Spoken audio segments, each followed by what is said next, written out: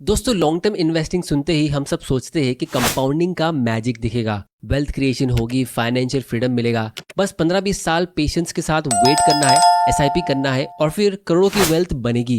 लेकिन एक सेकंड रुक जाओ। अगर आप 1990s के टाइम पे जापान में होते और वहाँ के सबसे बेस्ट म्यूचुअल फंड में पैसा लगाते या बहुत बढ़िया स्टॉक्स का पोर्टफोलियो बनाते तो 30 साल बाद आज आपके पोर्टफोलियो का प्रॉफिट होता ऑलमोस्ट जीरो। क्योंकि जापान का पूरा मार्केट 1990 से लेके 2025 तक यानी कि 35 साल तक ग्रो ही नहीं हुआ और पूरी एक जनरेशन की वेल्थ वाइप आउट हो गई। अब ये सुन के हम सबके मन में एक डेंजरस ख्याल आता है कि यार अगर ये इंडिया में हो गया तो हमारा क्या होगा। हमारी सारी फाइनेंशियल फ्रीडम की प्लानिंग, सारे गोल्स, बच्चों के हायर एजुकेशन के सपने, मिडिल क्लास ट्रैप से निकलने का रास्ता और हमारे अर्ली रिटायरमेंट का सपना, ये सब कुछ फेल हो जाएगा। अब दोस्तों ये डर बिल्कुल जेन्यून है। इसीलिए आज की वीडियो में हम खुल के समझेंगे कि जापान का क्रैश कैसे हुआ, क्यों हुआ, इसका डिटेल एनालिसिस करेंगे। क्योंकि एक फेमस साइंटिस्ट की कहावत है कि किसी भी चीज़ से डरने की ज़रूरत नहीं है, बस उसको अच्छे से समझ लो। जब आप अच्छे से समझ लोगे तो आपका डर भी ऑटोमेटिकली खत्म हो जाएगा। और अभी टाइम है समझने का, ताकि आप फ्यूचर में कम डरोगे, वरना हर छोटी मोटी मार्केट क्रैश की न्यूज़ आपको डराती रहेगी। तो वीडियो को एंड तक देख लेना, क्योंकि आज मैं जो भी समझाने वाला हूँ वो वैसे तो बहुत ही टेक्निकल फाइनेंस की चीज़ें हैं, लेकिन इतना सिंपल करके बताऊंगा कि एक 5 साल के बच्चे को भी इजीली समझ में आ जाएगा, जैसा आपको पूरे इंटरनेट पे किसी ने भी समझाया नहीं होगा। तो दोस्तों आज का वीडियो इतना डीप है कि मैंने इसको 4 पार्ट्स में डिवाइड किया है ताकि आपको इजीली समझ में आ जाए। सबसे पहला पार्ट होगा 1945 से लेकर 1985 का वो टाइम जब वर्ल्ड वॉर 2 के बाद जापान कैसे टोटल बर्बादी से उठ के मिराकुलसली अमेरिका की आंखों में आंखें डाल के वर्ल्ड का सुपर पावर बनते बनते रह गया। फिर पार्ट 2 में है 1985 से लेकर 1990 का वो टाइम जब जापान में एक डेंजरस बबल फॉर्म हो गया। फिर पार्ट 3 है 1990 से लेकर 2025 का वो टाइम जिसमें जापान का स्टॉक मार्केट बिल्कुल फ्लैट रहा और पूरी जनरेशन की वेल्थ वाइप आउट हो गई। और पार्ट 4 में हम ये समझेंगे कि क्या इंडिया में ऐसा कुछ हो सकता है और इससे हम इंडियंस को क्या लेसन सीखने मिलेंगे। ये सब कुछ हम समझेंगे आज की वीडियो में। तो चलिए शुरू करते हैं। तो दोस्तों वर्ल्ड वॉर 2 के बाद जापान सिर्फ हारा नहीं था, वो पूरी तरह से मिट चुका था। पूरे शहर जल चुके थे, फैक्ट्रीज बर्बाद हो गई थी, लेबर फोर्स खत्म और उनकी इकोनॉमी जीरो हो गई थी। और जापान एक जिंदा लाश की तरह था। उनके ट्रेड रिलेशंस भी खराब हो चुके थे। लेकिन यूएसए ने जापान को सपोर्ट किया क्योंकि उन्हें डर था कि जापान कहीं चाइना की तरह कम्युनिस्ट न बन जाए। क्योंकि कम्युनिज्म कैपिटलिज्म का एग्जैक्ट ऑपोजिट होता है। कम्युनिस्ट सिस्टम में फैक्ट्रीज, लैंड और बिजनेस ये सब प्राइवेट लोगों की नहीं बल्कि सिर्फ गवर्नमेंट के कंट्रोल में होती है।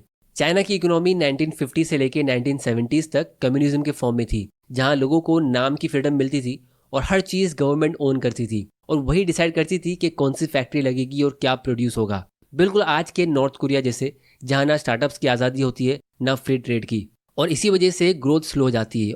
तो इसीलिए यूएसए ने सबसे पहले जापान के इकोनॉमिक माफियाज पर हमला किया, जिसे जापान में ज़ियाबुत्सु कहते हैं। क्योंकि जापान की सारी वेल्थ और पावर कुछ गिनी चुनी फैमिलीज के कंट्रोल में थी, तो यूएस ने वो पावर उन फैमिलीज से छीन के मार्केट को ओपन कर दिया और कैपिटलिज्म सिस्टम शुरू कर दिया, जहां कोई भी अपनी मर्जी से बिजनेस स्टार्ट कर सकता था।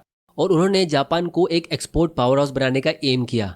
और इतना ही नहीं, उन्होंने लो इंटरेस्ट लोन्स दे के इंडस्ट्रियल सेक्टर को बूस्ट कर दिया। फिर जब 1950 में कोरियन वॉर शुरू हुई तो अमेरिकन आर्मी को ट्रक्स, जीप्स और बहुत सारी सप्लाईज की जरूरत हुई और जापान के पड़ोस में होने की वजह से ऑर्डर्स उनको मिले। तो इस वॉर के जरिए जापानीज कंपनीज को एक अच्छा स्टार्टिंग बूस्ट मिला, लेकिन वो अभी भी सुपर पावर बनने से काफी दूर थे। इनफैक्ट ये तो बस शुरुआत थी।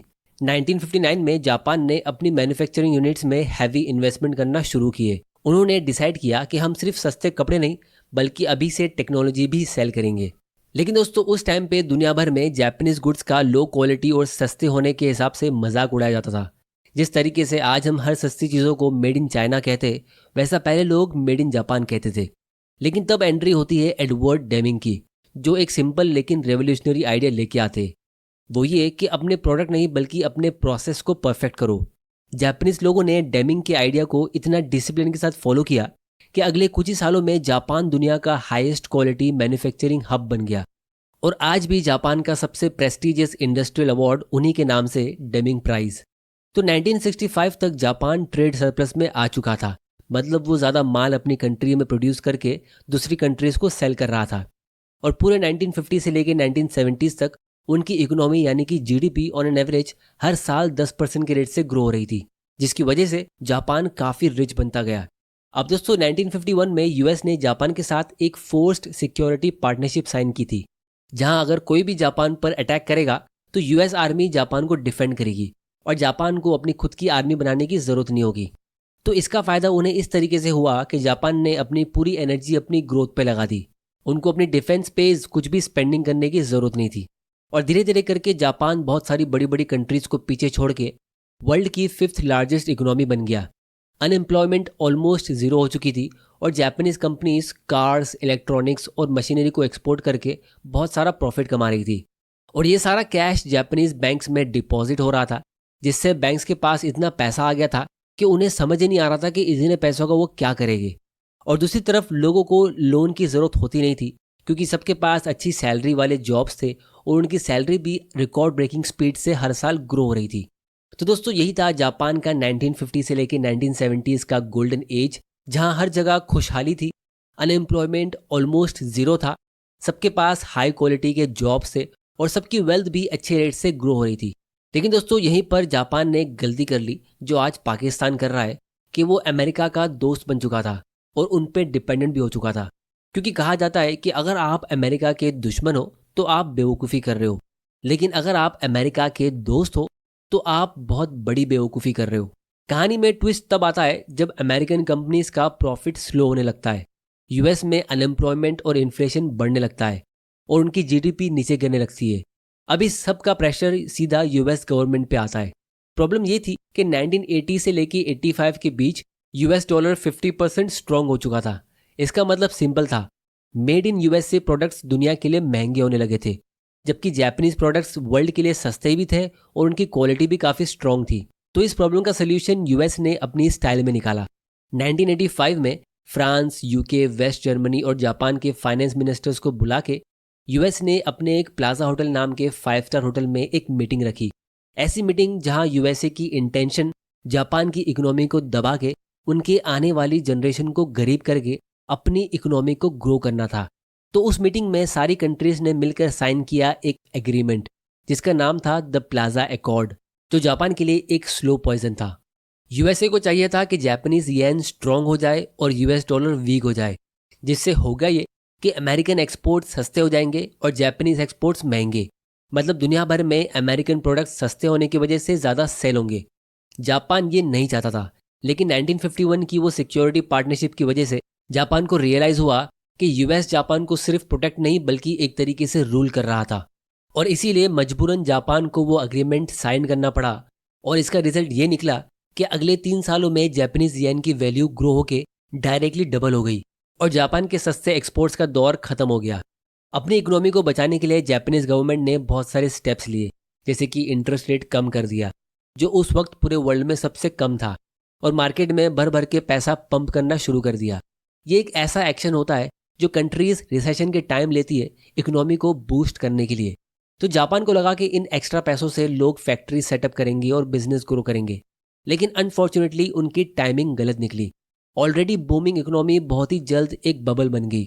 पब्लिक और प्राइवेट कंपनीज ने बिजनेस और फैक्ट्रीज में इन्वेस्ट करने के बदले सिर्फ स्टॉक्स और प्रॉपर्टीज में पैसा लगाना शुरू कर दिया, जिसकी वजह से हुआ ये कि स्टॉक्स की इंट्रिंसिक ग्रोथ तो नहीं हुई, बस प्राइस बढ़ता गया और इसीलिए एक बबल फॉर्म हो गया। फिर कहानी में बड़ा ट्विस्ट तब आता है जब गवर्नमेंट ने काफ़ी सारे इन्वेस्टमेंट ऑप्शंस पे टैक्सेस भी कम कर दिए। कैपिटल गेन्स और इनहेरिटेंस टैक्स से बचना आसान हो गया था और यही वजह से लोगों में इन्वेस्टमेंट का क्रेज शुरू हो गया, जिसकी वजह से प्रॉपर्टी के प्राइसेस आसमान पे जा रहे थे। क्योंकि जापान एक आइलैंड है तो सब लोगों को यही लगता था कि जापान में ज़मीन तो लिमिटेड है, तो इसी वजह से प्रॉपर्टी की प्राइस कभी डाउन जाएगी नहीं। स्टॉक मार्केट भी एक्सप्लोड कर गया। जापान का निकाई इंडेक्स 1959 में 13,000 पॉइंट्स पे था और सिर्फ 4 साल में यानी कि 1989 तक वो 38,000 तक पहुंच गया, यानी कि 4 साल में 3 गुना ऊपर। तो ये वो पीरियड था जब बबल फॉर्म हुआ, क्योंकि जापान ये टाइम पे एक्चुअली में ग्रो नहीं कर रहा था, उनकी इकोनॉमी की इंट्रिंसिक वैल्यू ग्रो नहीं हो रही थी, लेकिन उनके स्टॉक्स और रियल एस्टेट के प्राइसेस आसमान छू रहे थे। और सबसे बड़ी प्रॉब्लम ये थी कि जापान का बैंकिंग सिस्टम हद से ज़्यादा रिलैक्स्ड हो गया था। बैंक्स ने रिस्क को ऑलमोस्ट इग्नोर कर दिया था। बैंक्स के बीच में कंपटीशन इतना बढ़ गया था कि सभी बैंक्स कम से कम इंटरेस्ट पे थोड़ी सी वेरिफिकेशन करने के बाद लोन दे रहे थे। ऊपर से एसेट प्राइसेस यानी कि प्रॉपर्टी और स्टॉक्स के प्राइस लगातार बढ़ते जा रहे थे।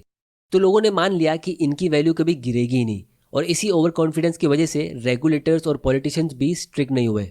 लेकिन बहुत ही जल्द गवर्नमेंट को रियलाइज़ हो गया कि उनकी इकोनॉमी रियल तरीके से ग्रो नहीं हो रही है और बस एसेट के प्राइसेस बढ़ते जा रहे हैं।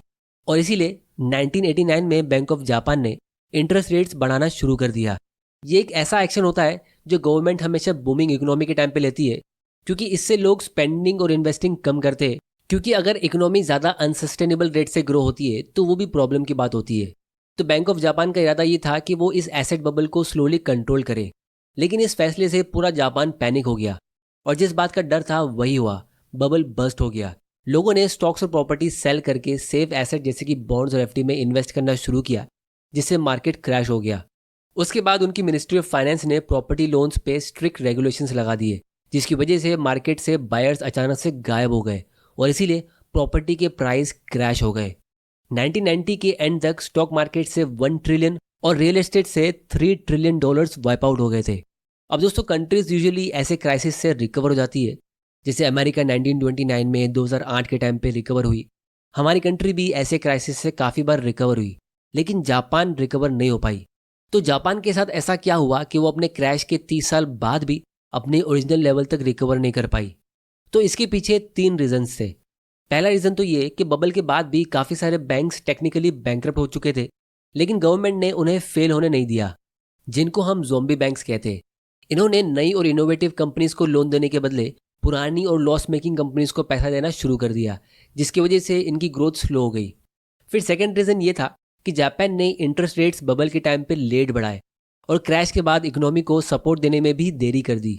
इस डिले ने उनके क्रैश को रिसेशन में कन्वर्ट कर दिया और फिर उसको लंबा और काफ़ी डीप बना दिया।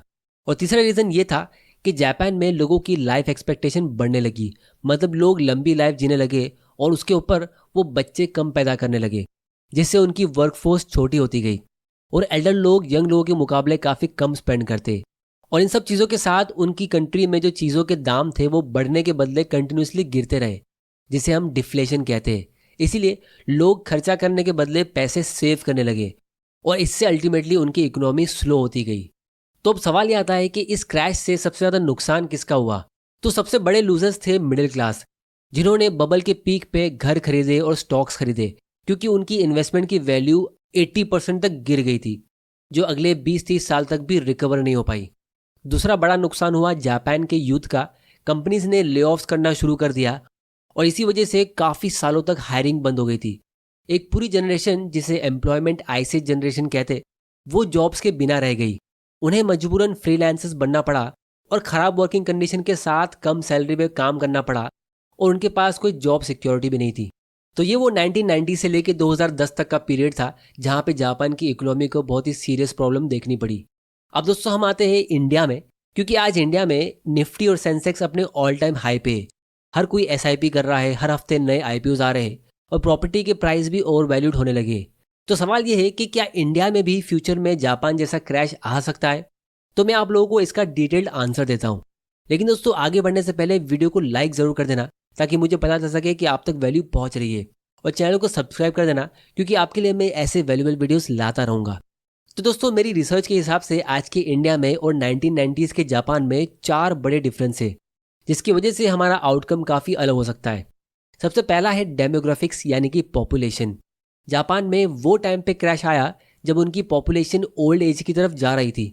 1995 तक उनकी मेजॉरिटी पॉपुलेशन 40s-50s की एज में थी। अब ओल्ड लोग ज़्यादातर कम स्पेंडिंग करते, वो ज़्यादा पैसे सेव करने में बिलीव करते। इसी वजह से उनका डिमांड नेचुरली गिरता गया। लेकिन अगर हम इंडिया की बात करें तो इंडिया उनका एग्जैक्ट ऑपोजिट है। इंडिया की एवरेज एज 20s में है। तो इंडिया एक यंग कंट्री है और यंग लोग एम्बिशियस होते, घर खरीदते, गाड़ी लेते, रिस्क लेते और बहुत सारी स्पेंडिंग करते। तो 1990s के जापान में डिमांड खत्म हो रही थी, लेकिन इंडिया में तो अभी डिमांड बढ़ना शुरू हुआ है। फिर दूसरा डिफरेंस ये है कि 1980s का जापान ऑलमोस्ट पूरी तरह से एक्सपोर्ट्स पे डिपेंडेंट था। उनकी गवर्नमेंट ने पहले कभी इस रिस्क को मैनेज नहीं किया। तो जैसे ही उनकी करेंसी स्ट्रांग हुई तो बाकी कंट्रीज के लिए जापानीज गुड्स महंगे हो गए और उनका एक्सपोर्ट्स एकदम से कोलैप्स हो गया। लेकिन हमारी इंडिया एक डोमेस्टिक कंजम्पशन इकोनॉमी है। हमारी कंट्री के अंदर ही 150 करोड़ लोगों का डिमांड होता है। तो अगर हम एक्सपोर्ट्स ना भी करें तो भी हमें इंटरनल कंजम्पशन के लिए काफ़ी ज़्यादा प्रोडक्शन करना है। फिर तीसरा और सबसे बड़ा और सबसे मेन डिफरेंस ये है कि 1980s तक जापान ऑलरेडी एक डेवलप्ड इकोनॉमी बन चुका था। उनका इंफ्रास्ट्रक्चर जैसे कि रोड्स, रेलवे, एजुकेशन और उनका स्टैंडर्ड ऑफ लिविंग, ये सब कुछ एकदम वर्ल्ड क्लास हो चुका था। इसीलिए चाहे आज जापान और इंडिया दोनों की टोटल जीडीपी ऑलमोस्ट सेम लगती हो, लेकिन फिर भी रियलिटी में दोनों के स्टैंडर्ड ऑफ लिविंग में ज़मीन आसमान का फ़र्क है। क्योंकि जापान की पॉपुलेशन इंडिया के मुकाबले बहुत ही कम है और वही थोड़े से लोग मिलकर उतना ही प्रोडक्शन कर लेते जितना हमारी पूरी इंडिया की 150 करोड़ की आबादी कर पाती है। इसी वजह से जापान का जीडीपी पर कैपिटा यानी ऑन एवरेज एक आदमी की इनकम कितनी है, तो वो जापान की इंडिया से 10 गुना ज़्यादा है। मतलब एक एवरेज जापानीज आदमी साल का लगभग $30,000 कमाता है, जबकि एक एवरेज इंडियन की इनकम अभी सिर्फ $3,000 से भी कम है। तो सिंपल लैंग्वेज में अगर मैं कहूँ तो जापान का स्टैंडर्ड ऑफ लिविंग ऑलरेडी बहुत हाई है, तो उनके लिए 0% की इकोनॉमिक ग्रोथ प्रॉब्लम नहीं है। क्योंकि 0% ग्रोथ का मतलब ये है कि वो अपनी हाई इनकम को मेंटेन कर रहे हैं। अगर उनकी जीडीपी की ग्रोथ नेगेटिव होगी तो उनके लिए प्रॉब्लम क्रिएट हो सकती है।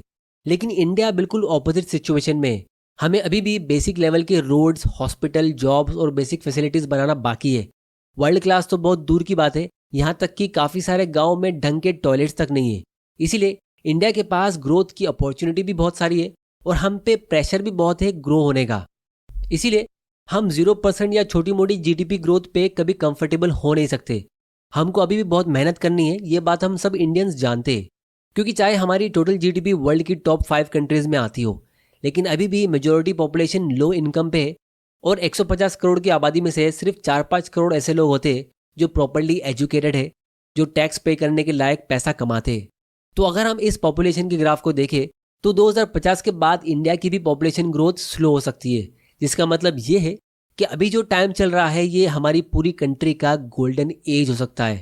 और जो भी अच्छी ग्रोथ हमको देखने मिलेगी वो अगले 10-20 सालों में ही देखने मिल सकती है, क्योंकि फिर उसके बाद हमारी पॉपुलेशन भी ओल्ड हो जाएगी। तो इसीलिए ये मौका हमें गंवाना नहीं चाहिए और जितना हो सके हमें अपने मैक्स पोटेंशियल को टैप करना चाहिए। जो स्टार्टअप शुरू कर सकता है उसे करना चाहिए और जो इन्वेस्ट कर सकता है उसे इस गोल्डन एज का फ़ायदा उठाना चाहिए।